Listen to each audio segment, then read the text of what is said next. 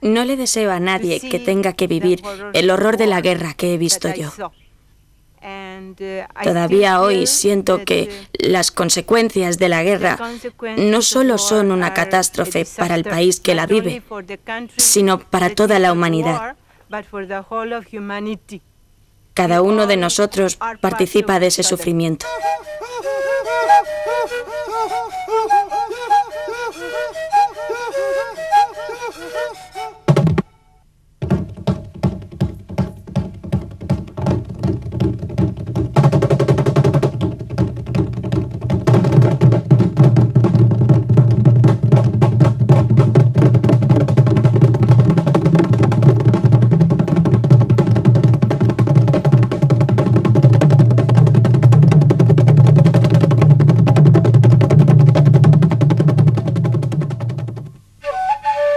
Sudán, y tú no lloras con nosotros.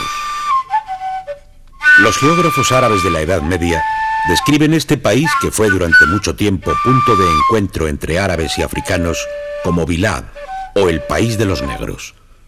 Sudán, el país más grande de África, tiene un territorio adverso geográfica y climáticamente.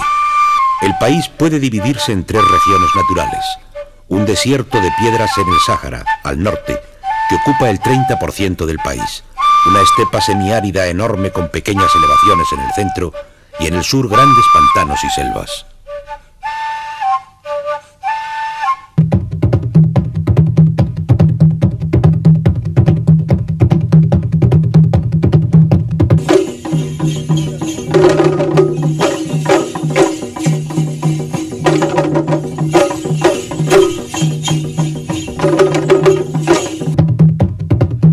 Los primeros habitantes de Sudán fueron tribus africanas que habitaban en el valle del Nilo al sur de la primera catarata. Este territorio fue habitado por nómadas paganos en el tiempo de los romanos, cuya religión se componía de elementos egipcios, romanos y autóctonos.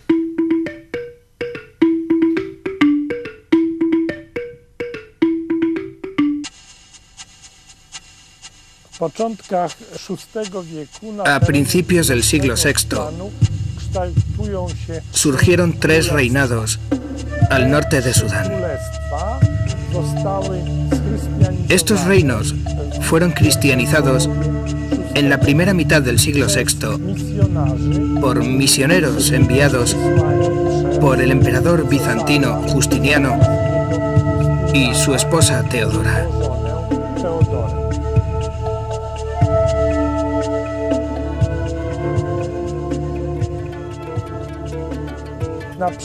A finales del siglo VI y principios del VII, estos tres reinados se unieron para formar un país de pujante fe cristiana, que en aquel entonces se conoció como el Reino Nubio.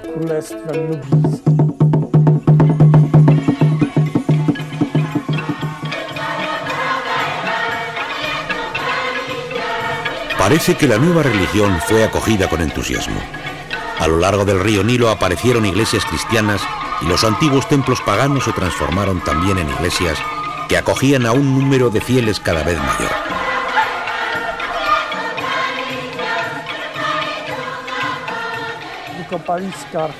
Las ruinas arqueológicas de Faras dejan entrever que en esta ciudad ya hubo una iglesia católica en la primera mitad del siglo V. بذل نفسه لأجلنا فيجب علينا نحن أيضا أن نبذل نفوسنا El reino nubio estaba muy bien organizado y la Iglesia jugaba un papel principal como protectora de las tradiciones e idioma nacionales.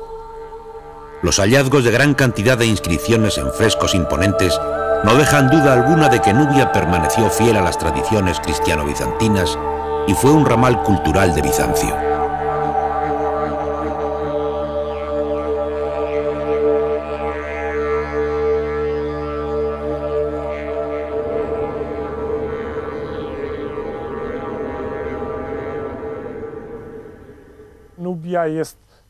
Nubia era un país cristiano, bien organizado, bien gobernado y rico. Un país que, si se puede decir así, tenía una relación de igualdad de derechos con el Egipto islámico.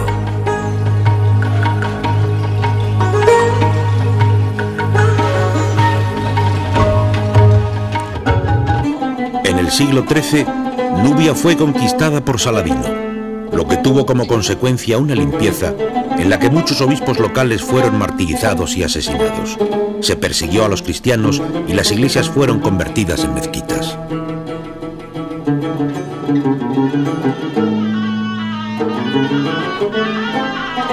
Aun cuando en este periodo se reforzó la presencia islámica, todavía no se produjo el fin del cristianismo en esta región.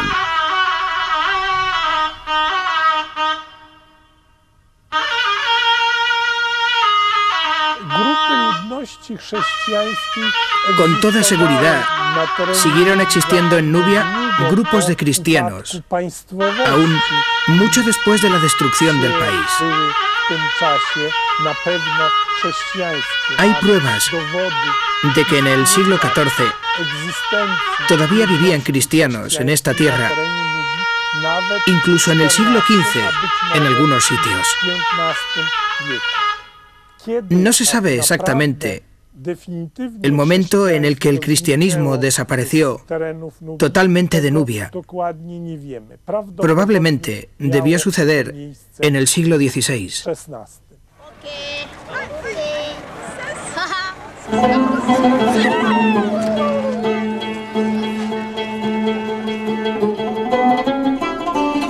Muhammad Ali, virrey egipcio, favoreció la presencia cristiana al conquistar Sudán en 1820.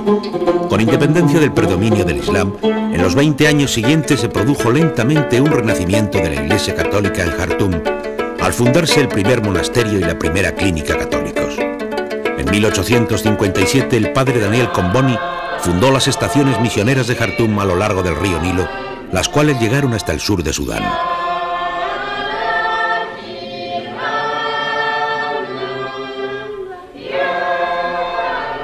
Aumentaron los bautizos y conversiones. También aumentó el número de hospitales, escuelas y seminarios católicos.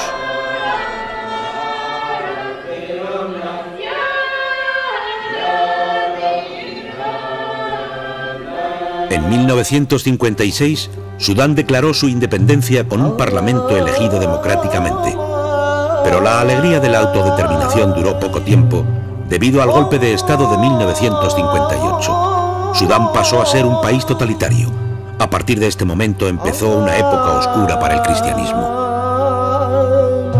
En nombre de la unidad, oficiales del ejército tomaron medidas para la expansión del Islam y de lo árabe. La enseñanza cambió del plan educativo en lengua inglesa impartido por las misiones cristianas al árabe con tendencia islámica. Finalmente, fueron expulsados del país los misioneros cristianos extranjeros.